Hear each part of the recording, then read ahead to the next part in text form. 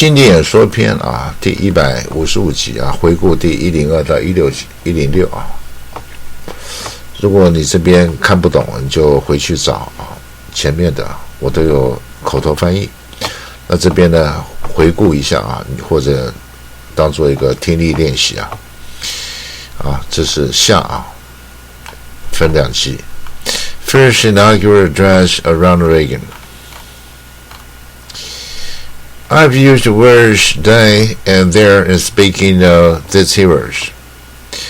I could say you and your because I'm addressing the heroes of whom I speak. You, the citizens of this blessed land. Your dreams, your hopes, your goals are going to be the dreams, the hopes, and the goals of this administration. So help me God. We shall reflect the compassion that is so much a part of your makeup. How can we love a country and not love our countrymen? And loving them, reach out a hand when they fall, heal them when you're sick, and provide opportunities to make them self-sufficient, so they will be equal in fact and not just in theory. Can we solve the problems confronting us? Well, the answer is an unequivocal and emphatic yes. To paraphrase Winston Churchill, I do not take the oath that I have just taken with the intention of presiding over the dissolution of the world's strongest economy. In the days ahead, I will propose removing the roadblocks that have slowed our economy and reduced productivity.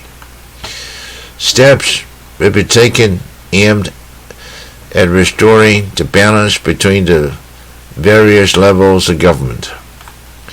Progress may be slowed, measuring inches and feet, not miles, but we will progress. Is it time to reawaken this industrial giant?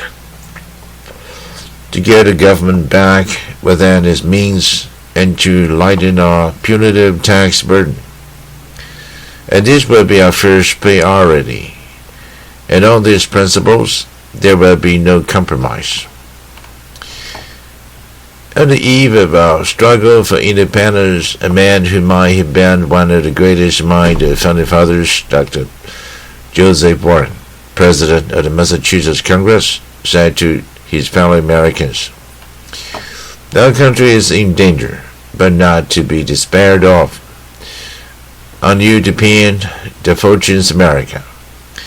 You are to decide important questions upon which rests the happiness and the liberty of millions yet upon, and worth of yourselves."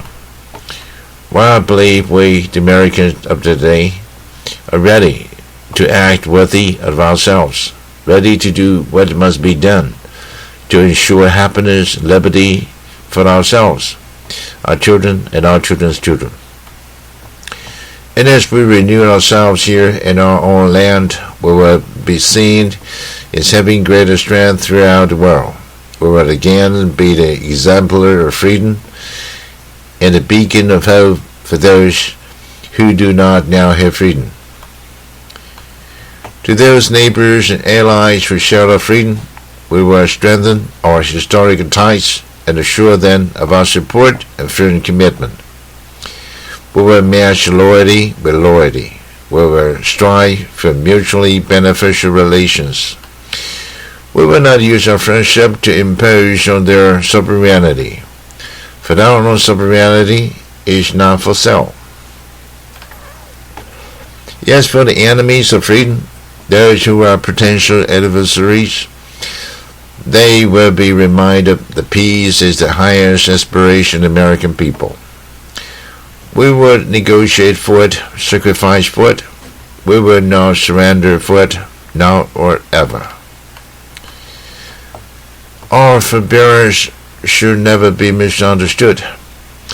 Our reluctance for conflict should not be misjudged as a failure of will. When action is required to preserve our national security, we will act. We will maintain sufficient strength to prevail if need be, knowing that ever do so, we have the best chance of never having to use that strength. Above all, we must realize that no arsenal or no weapon in the arsenals of the world is so formidable as the will and moral courage of free men and women. It is a weapon our adversaries in today's world do not have. It is a weapon that we as Americans do have. Let it be understood by those who practice terrorism and prey upon their neighbors. I'm told that tens of thousands of prayer meetings are being held on this day. And for that I'm deeply grateful. We are a nation under God, and I believe God intended for us to be free. It would be fitting and good, I think, if on each inauguration day in future years it should be declared a day of prayer. This is the first time in history that this ceremony has been held, as you have been told, on this west front of the Capitol.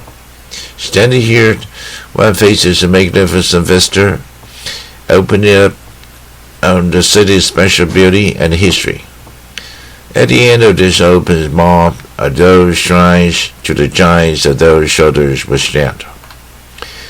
Directly in front of me, the monument to a monumental man, George Washington, father of our country, a man of humanity who came to greatness reluctantly. He led America out of revolutionary victory and to infant nationhood. Up to one side, the stately memorial to Thomas Jefferson, the Declaration of Independence flames with his eloquence. And then beyond the reflecting port, the dignified columns of Lincoln Memorial. Whoever will understand in his heart the meaning of America will find it in the life of Abraham Lincoln.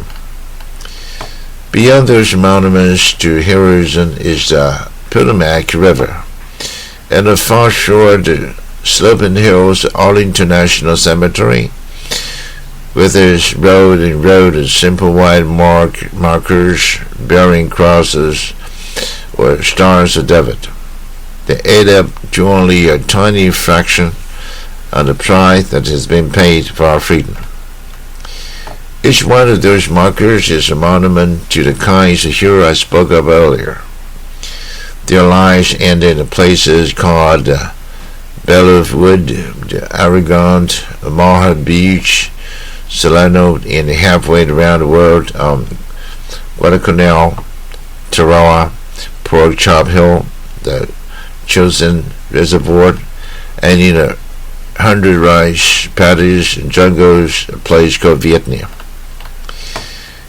Under one such markers lives a young man, Martin Tretto, who left his job in a small town barbershop in 1917 to go to France with a faint Rainbow Division. There on the Western Front, he was killed trying to carry a message between battalions under heavy artillery fire. We are told that on his body we found a diary. On the flyleaf under the heading, "My pledge," he had written these words: "America must win this war. Therefore, I will work, I will save, I will sacrifice, I will endure, I will fight cheerfully and do my utmost," as if the issue of the whole struggle depended on me alone. The crisis we're facing today does not require of us the kind of sacrifice that Martin Tretto and so many thousands of others were called upon to make. It does require, however, our best effort and our willingness to believe in ourselves and to believe in our capacity to perform great deeds, to believe that together, with God's help, we can and will resolve the problems which now confront us. And afterward, why shouldn't we believe that? We are Americans. God bless you and thank you. 这一集回顾到这里。